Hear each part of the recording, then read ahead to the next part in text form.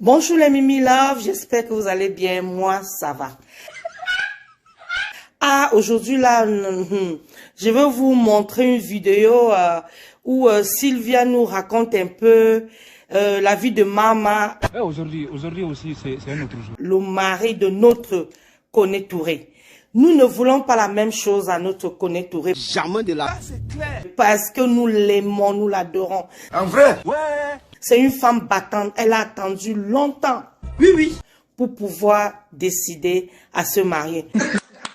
Mais on ne va pas accuser l'homme. Les hommes, asseyez-vous et puis écoutez-moi. Parce que parfois l'homme fait ça parce que il n'a pas trouvé son âme sœur. Alors quand l'homme n'a pas encore trouvé son âme sœur, il va un peu de partout. Hey! Ferme-moi. Même il fait une relation, ça ne dure pas plus de 2 ans ou 3 ans. Donc mais on espère que là, il a trouvé la meilleure. Et je sais que il a trouvé la meilleure parce que notre Koné Touré, elle est adorable. C'est clair. Et si elle a attendu longtemps pour faire ça, elle pouvait faire aussi des aventures. Oui. Pour finir comme ça. Mais elle a dit, elle attendait le meilleur. Alors nous allons regarder la vidéo, mais lui souhaiter que ça ne lui arrive pas. Alors les Mimi Love, je vous aime. Partagez, likez, abonnez-vous les Mimi Love. Abonnez-vous, encouragez-moi. Encouragez votre mater, la maman, encouragez-moi. Quand vous êtes abonnés bien, très bien. Allez, je vous souhaite un bon dimanche, les Mimi Love. Allez, bisous, à bientôt. Je sais que vous m'attendez. Et oui, la seule qui possède le béret fait intelligemment. Je sais que vous m'attendez. Voilà. Le jeudi dernier, j'ai annoncé le mariage de Koné Touré et de Mama. Voilà, Abdul, qui est britannique, qui est un britannique et ivoirien. Voilà.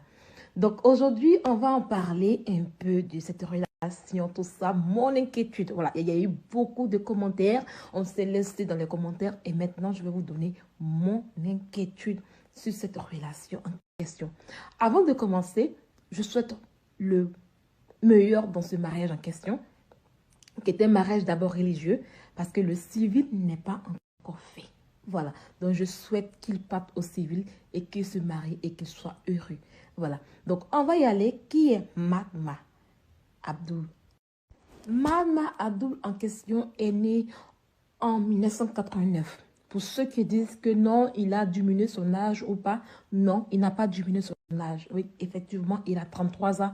Il a 33 ans, bientôt 34 ans. Voilà. Il est parti en Europe à l'âge de 8 ans. Son père faisait le taekwondo en Angleterre là-bas. Oui, son père était conducteur de taxi et en même temps, il faisait le taekwondo en Angleterre. C'est comme ça que Mama fut élevée par sa grand-mère. Vu que sa mère ne pouvait pas l'élever, s'occuper de lui convenablement, Mama fut élevée par sa grand-mère et à la suite de cela, son père l'a pris très tôt à l'âge de 8 ans pour l'envoyer en Angleterre. Cet homme en question, à partir de 16 ans, à l'âge de 16 à 17 ans, il était d'abord dans le football. Il a joué d'abord au football et après, il a pris la passion, le métier a fait son père, qui est le taekwondo. Voilà. Donc, au jour d'aujourd'hui, Mama en question a plusieurs... Donc, comme je le disais tantôt, il a été champion. Oui, champion de taekwondo, champion du monde de taekwondo. Voilà. C'est pas petit quelqu'un dans son métier qu'il est. Il maîtrise bien son métier.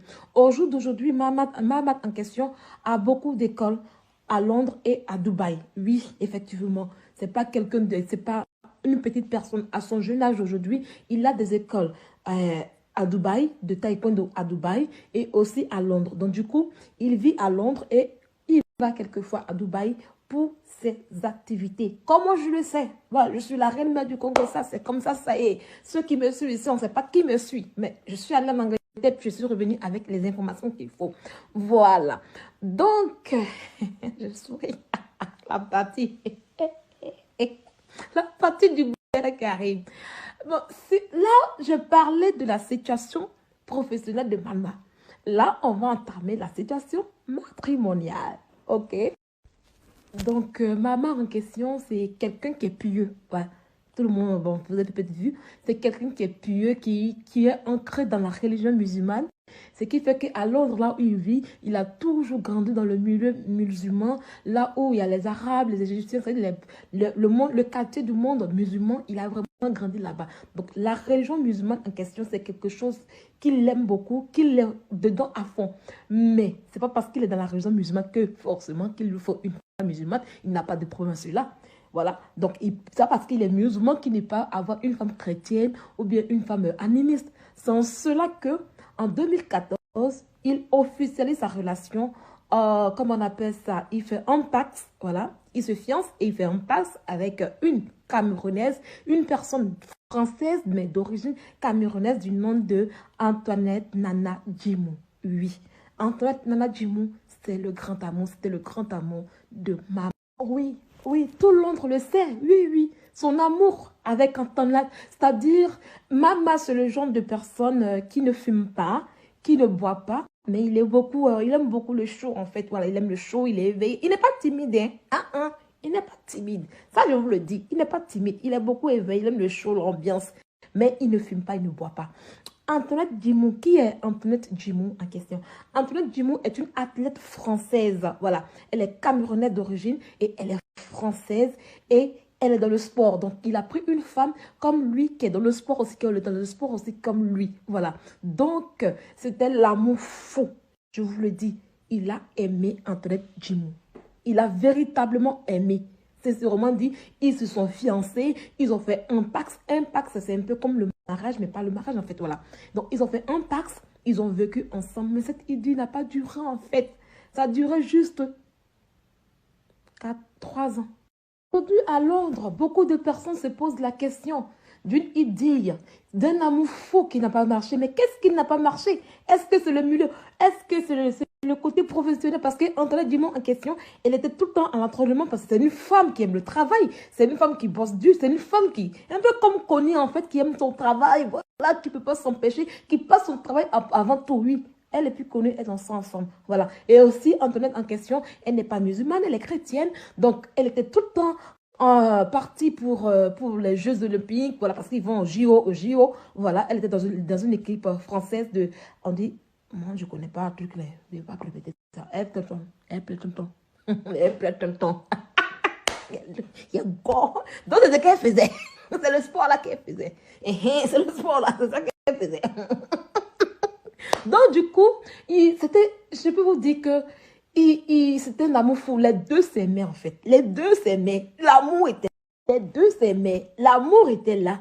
Mais Mama et puis Antoinette se sont séparés. L'homme, franchement, dit, quand on parle de maman, tu vas penser que c'est l'homme parfait. Mais en fait, il s'est séparé, en fait, de la meuf, quoi. Voilà, quoi. Donc, voilà. Et Mama et Antoinette, pendant 3 ans de relation en couple avec fiançailles, n'ont pas eu d'enfant.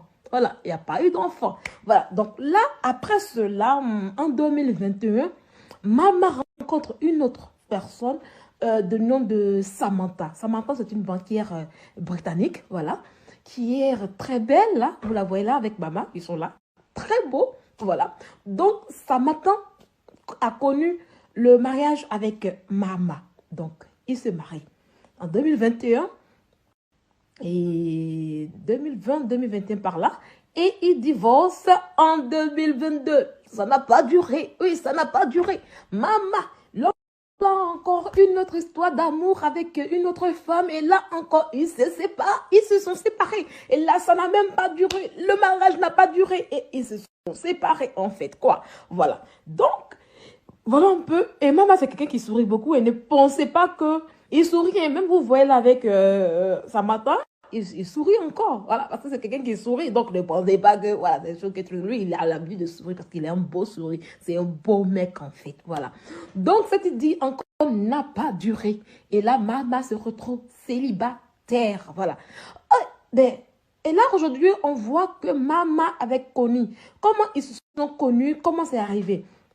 Voilà, je vais vous le dire tout à l'heure dans la prochaine vidéo. On continue parce que le béret, il est là. Je vais parler en fond. Ça y est, j'ai fait la biographie de Mama aujourd'hui. Ça ne chauffe pas. Que là, comment Mama et Connie Touré se rencontrent en fait. Je pense que vous allez dire, mais vous avez bien peu. Voilà. Connie est en amitié avec Marie-Paul Adjé. Voilà, Marie-Paul aussi est l'amie de Mama. Elle connaît Mama depuis longtemps. Je ne sais pas. D'après mon oreille papatorale, voilà, mon oreille papatorale aurait entendu que Mama a flashé sur MPA. Voilà. Sur un peu quoi. Voilà, ça c'est mon oreille papatorale. Mais la fille était déjà avec quelqu'un. C'est comme ça que MPA a décidé de dire, voilà, tu es jeune, tu es beau. J'ai ma grande soeur qui est là parce qu'elle est pas connue comme sa grande soeur. J'ai ma grande soeur qui est là, qui a besoin d'un homme qui est très bien. Voilà. Est-ce que tu peux être en relation avec elle? Voilà. Parce qu'à la base, l'ami, c'est pour Marie-Paul Adjei. Voilà. Donc, c'est comme ça aussi. La grande soeur aussi, Marie-Paul Adjei va chez sa grande pour dire, ah, je veux une amie.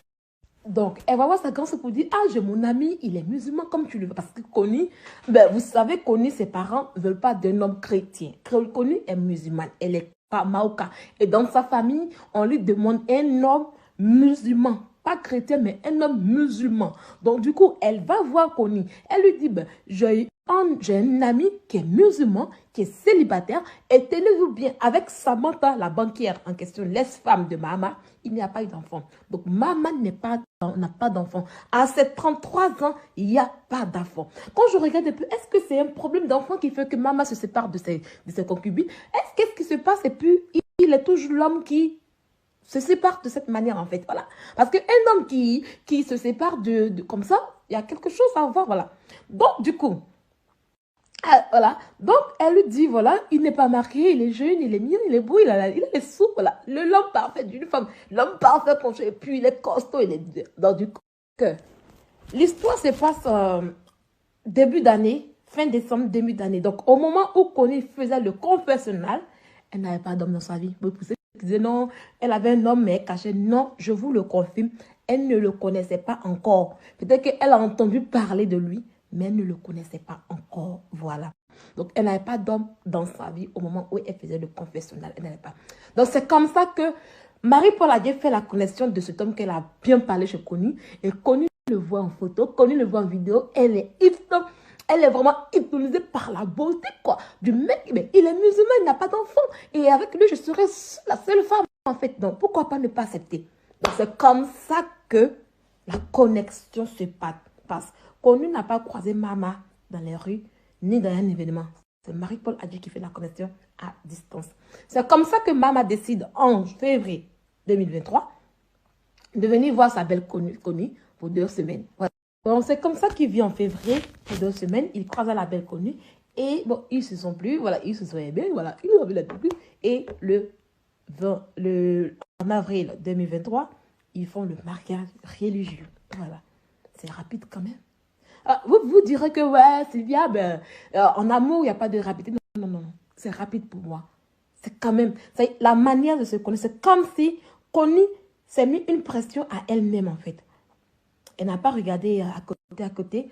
Et ce mariage religieux qu'elle a fait, c'est mon point de vue que je vais donner en ce moment. Voilà. N'en plaise que vous. Mais j'aurais voulu qu'une femme comme elle n'a pas été patiente. Oui, oui. Vous qui dites que non, Connie a été patiente, elle n'a pas été patiente. Ça, c'est pas la patience. Elle a sauté dessus, en fait. Voilà. On lui a posé un homme qui rentre dans ses critères, et puis elle a sauté dessus. C'est pas de la patience, en fait. Parce que de la patience, c'est pas comme ça se passe, en fait. Non, non, non. C'est pas comme ça se passe. Voilà. Tu m'aimes, on va se m'appeler. On croise un homme en février, voilà, je t'aime beaucoup, voilà, on s'aime, voilà, on va se m'appeler, voilà, bon, tu sais, moi je suis musulmane, je suis vraiment pieuse, voilà, toujours le mot pieux, pour tout ça, cacher votre bêtise, voilà, vous employez les mots, pieux, pourtant vous me gossez, voilà, bah, tu m'aimes, je suis pieuse, je suis pudique, je suis sans, voilà, je ne veux pas avoir une relation avec l'âge que j'ai en ce moment, je voudrais que tu m'épouses, ok. Bon, épouser, c'est trop dit. Ce qu'on va faire, vu qu'on est musulman, on va faire devant les parents.